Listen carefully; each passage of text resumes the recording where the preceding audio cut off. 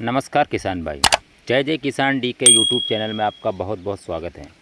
किसान भाइयों, आज के इस वीडियो में हम बात करेंगे सोयाबीन के फसल में। सोयाबीन की फसल में फूल निकलते समय कौन से एनपीके खाद का प्रयोग करना चाहिए।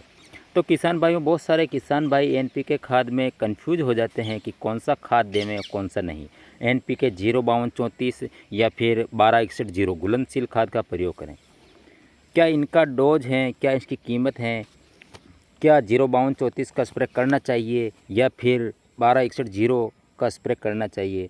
क्या आप 05234 का स्प्रे कर रहे हैं तो क्यों कर रहे हैं, और यदि आप 1261 का स्प्रे कर रहे हैं तो क्यों कर रहे हैं। इन सभी की जानकारी के लिए वीडियो को अंत तक ज़रूर देखें।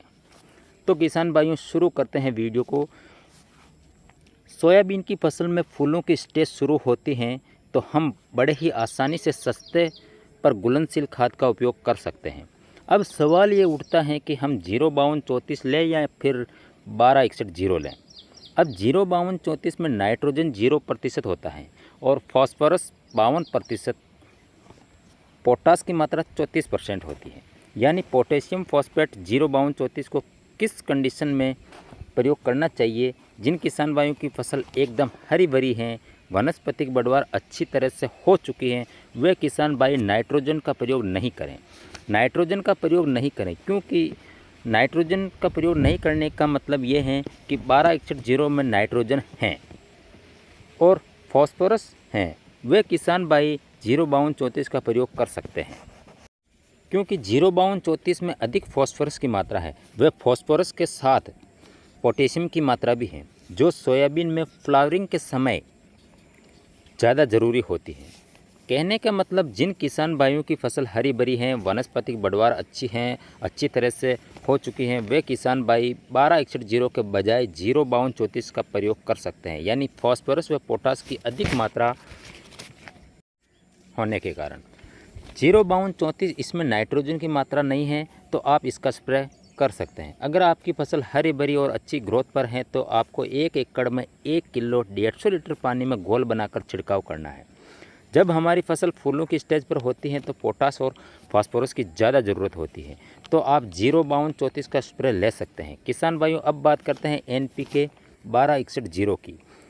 ये भी एक घुलनशील खाद के होता है, यानी अधिकतम इसमें फॉस्फोरस की मात्रा होती है 61% और पोटेशियम की मात्रा होती है 0% और नाइट्रोजन की मात्रा इसमें 12% होती है।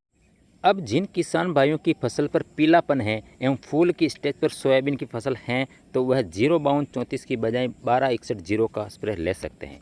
यानी कहने का मतलब ये है कि आपकी सोयाबीन की फसल की वानस्पतिक बढ़वार ठीक नहीं हुई है और सोयाबीन की फसल पर पीलापन है तो आप 05234 की बजाय 1261 का स्प्रे कर सकते हैं।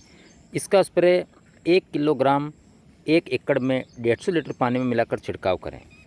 तो किसान भाइयों, 100 बात की एक ही बात है कि अगर सोयाबीन की फसल में पीलापन है तो 1261 का छिड़काव करें, और अगर आपकी फसल में बढ़वार अच्छी हो गई है, हरी भरी है और उसकी ग्रोथ अच्छी हो रही है तो आप 05234 का उपयोग कर सकते हैं। अगर कीमतों की बात करें तो यह लगभग 120 रुपये से लेकर 150 रुपये प्रति किलो के हिसाब से आपको मार्केट में आसानी से मिल जाता है। तो आपको जानकारी कैसी लगी किसान भाइयों, कमेंट में ज़रूर बताएँ। जय हिंद।